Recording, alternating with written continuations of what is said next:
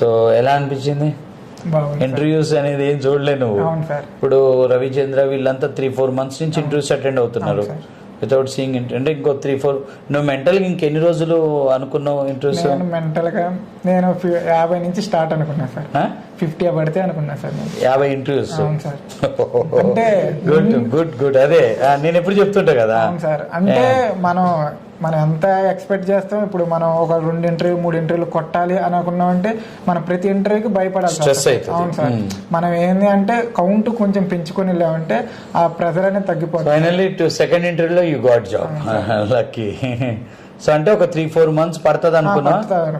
అనుకున్నా ఎర్లీ. అంటే నాకంటే ముందు కొంతమంది నాతో పాటు జాయిన్ అయిన ఇంటర్ బ్యాచ్ లో జాయిన్ అయ్యారు సార్.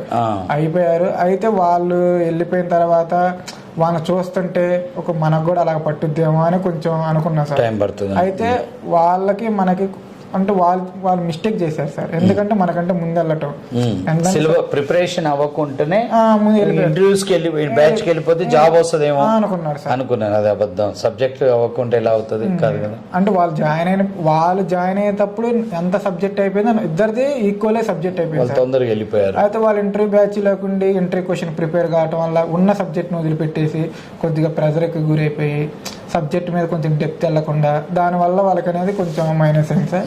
నాకు అనేది అంటే నేనేది మళ్ళీ కాన్సెప్ట్లు ఏ అర్థం కాలేదు రాసుకొని మళ్ళీ దాన్ని రిపీట్ చేయటం. నువ్వు తెలుగు మీడియంతో ఒక్కొక్క టాపిక్ ని ప్రిపేర్ అయ్యేటప్పుడు ఎన్నిసార్లు రివిజన్ చేసేవాడు? నేను టాపిక్ సార్ ఫస్ట్ ఒకసారి వెళ్తా సార్.